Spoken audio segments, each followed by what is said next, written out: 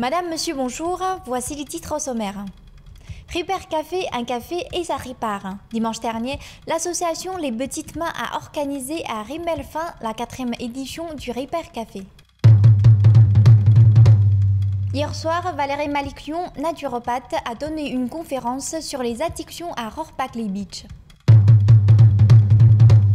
Rohrbach-les Beach toujours, le syndicat des arboriculteurs propose une formation à l'arboriculture. Littéralement appelé Café de la réparation, ce concept néerlandais s'installe dans le pays de Beach grâce à l'association Les Petites Mains.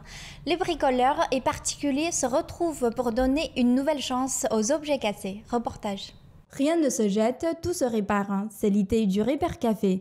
Dimanche dernier, tous ces gens se sont rassemblés pour donner une nouvelle chance à des objets qui ne fonctionnaient plus. Cafetières, imprimantes et vêtements, toutes sortes d'objets passent par des mains habiles. Les bricoleurs offrent gratuitement leurs compétences. Bien qu'ils ne soient pas professionnels, la réparation est leur passion et ils savent ce qu'il faut faire. J'ai une boîte spéciale dans laquelle il y a plus de 100 embouts spécialisés, puisqu'évidemment, une des grosses parades, c'est de ne pas pouvoir démonter. Donc, ils ont fabriqué des vis spéciales, déjà. Il suffit qu'il y en ait une sur un jeu de 10 et on ne peut plus l'ouvrir. Ensuite, ils ont trouvé le moyen de les noyer, ces vis. De sorte qu'avec mes embouts, j'arrive pas à aller plus profond que le conduit qui permet d'y accéder. Ensuite, ils arrivent à les coller aussi, les machines. Elles sont rivetées, elles sont serties. Le plus gros travail aujourd'hui, c'est de les démonter, de les ouvrir proprement pour pouvoir les refermer. Partager, apprendre, montrer comment ça marche. Faire réparer est aujourd'hui un geste militant pour lutter contre le gaspillage. Ma sensibilité fait que je n'aime pas jeter. Je préfère essayer de trouver une solution pour réparer, pour faire réparer, plutôt que de jeter un matériel qui risque de ne pas fonctionner justement à cause d'une petite pièce électronique. Selon l'organisateur, le Ripper Café ne fait pas concurrence aux réparateurs professionnels. Il vise à aider les gens à réaliser des économies, faire un geste écologique et une rencontre culturelle. Aujourd'hui, on jette tellement de choses. Dans les années 70, on disait « Schmeiß weg, kauf neu ». Ça steht mal, gell. Alors, en français, ça ferait « jette et rachète ». Aujourd'hui, on réfléchit un peu différemment et on se dit qu'avant de jeter, de remplir la poubelle, la déchetterie, est-ce qu'on ne pourrait pas donner aux objets une deuxième chance? Ça, c'était une première idée. Deuxième idée, c'est que les gens se rencontrent, que tous les savoirs en différents domaines, en électronique, en électricité, en couture. Avant, ça se transmettait très facilement dans les maisons de génération en génération. Aujourd'hui, on ne sait plus toujours faire ça. Et donc, faire se rencontrer tous ces gens qui s'y connaissent dans certains domaines, que ce soit de leur métier ou pas, avec des gens qui ont une demande, qui ont un besoin d'ourlet à réparer, de sèche-cheveux qui ne s'allument pas, d'aspirateurs qui... Et donc, mettre en commun, de faire se rencontrer ces gens-là lors d'une après-midi. Et troisième chose, c'est que ce soit très festif. Donc c'est pour ça qu'il y a de la musique, c'est pour ça qu'on a envie que les gens viennent ici avec plaisir et qu'ils réparent avec plaisir dans la bonne humeur. Ce jour-là, près d'une centaine d'objets ont été apportés au Ripper Café. Environ la moitié ont pu être réparés. La prochaine édition se tiendra le dimanche 20 mars de 14h à 18h à la Maison du Temps Libre à Rundelin. Si vous voulez donner une nouvelle chance à des objets chez vous qui ne fonctionnent plus, n'hésitez pas à y participer. Les addictions, pas simple d'en arriver à bout. Valérie Malikion a donné une conférence hier soir à Rohrbach-les Beach en proposant des pistes liées à la pratique de la naturopathie pour les vaincre. Valérie Malikion est naturopathe. Hier soir, elle a donné une conférence à Rohrbach-les Beach avec pour thème les addictions. Alors une addiction, c'est lorsqu'on est soumis à un stimulus. On va se sentir obligé d'effectuer quelque chose ou de prendre une substance. Ça va être un besoin irrépressible.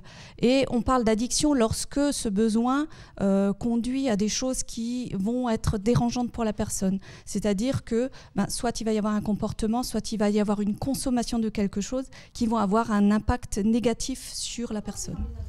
Lorsqu'on parle d'addiction, on pense directement au tabac, à l'alcool ou aux drogues. Mais la praticienne de santé a également parlé d'une autre addiction, plus méconnue, mais peut-être plus répandue, l'addiction au sucre. Alors on va dire, c'est moins dangereux que de la drogue. Oui et non, on ne voit pas des effets immédiatement, il n'y a pas des effets aussi fulgurants qu'une drogue dure, par exemple. À la longue, ça va encrasser notre corps et c'est ce qui peut expliquer, entre autres, les épidémies de diabète qu'il y a aujourd'hui, d'obésité, mais surtout le diabète, on n'en parle pas beaucoup, mais il y a beaucoup de jeunes enfants qui souffrent de diabète aujourd'hui et on se pose la question pourquoi. Et souvent, il y a une addiction au sucre derrière. Le sucre, c'est vraiment une substance qui va se comporter comme une drogue, en fait, dans le corps. Valérie Malikiung a expliqué à son auditoire le fonctionnement et l'installation d'une addiction. Elle peut être due à plusieurs facteurs, notamment à un déséquilibre des neurotransmetteurs responsables de la sécrétion hormonale. 90% de ces neurotransmetteurs sont fabriqués au niveau intestinal. La médecine chinoise considère d'ailleurs le ventre comme notre deuxième cerveau. La naturopathie propose de s'appuyer sur cet organe pour venir à bout des addictions. Par exemple, pour toutes les addictions, il peut être très intéressant d'aller voir ce qui se passe dans nos intestins, quelles que soient les addictions, même les addictions qui ne sont pas alimentaires, par exemple. Et on va aussi regarder tout ce qui se passe au niveau psychique, au niveau psycho-émotionnel, tout ce qui s'est passé, tout ce qui se passe aujourd'hui. Est-ce qu'il y a un vide dans la vie en particulier, ou alors est-ce qu'il s'est passé des choses dans l'enfance qui peuvent expliquer ça? Mais lorsque je dis quelque chose qui se passe dans l'enfance, c'est pas forcément quelque chose de très grave. Ça peut être des petites choses, des petites brimades, un mal-être dans l'enfance qui va ressurgir et qui va se traduire par des comportements inadaptés comme les addictions. L'enfance et les relations parents-enfants seront d'ailleurs les thèmes de la prochaine conférence de Valérie Malikiung. Elle se tiendra le 23 février, toujours à Rohrbach-les-Bitches. L'arboriculture n'est pas passée de mode, c'est l'on en croit le nombre de participants qui suivent des formations proposées par le syndicat des arboriculteurs de Rohrbach-les-Bitches. L'arbre est un être complexe qu'il faut comprendre pour en tirer le meilleur. C'est pourquoi la formation débute généralement par des séances théoriques. La première séance s'est d'ailleurs donnée samedi dernier, reportage.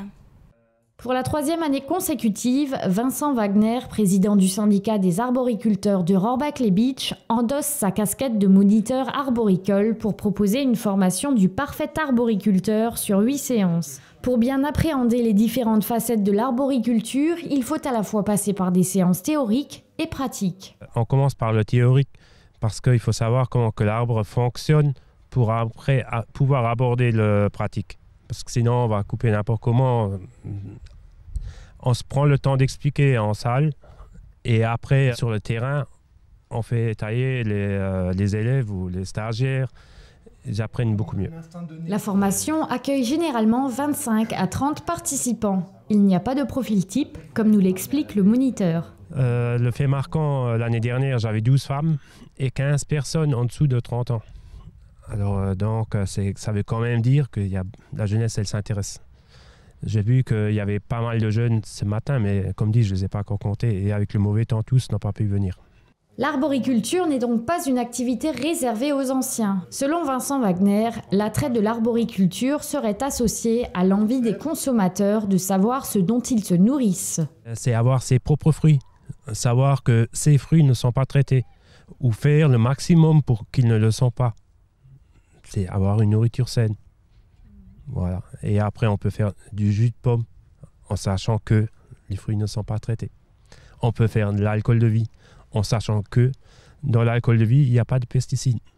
Voilà, c'est tout un circuit. Espérons que pour la vingtaine de participants inscrits, la formation porte ses fruits. C'est la fin de cette édition. Merci de nous avoir suivis. À suivre la météo de Carole Parr. Bonne fin de journée et à demain.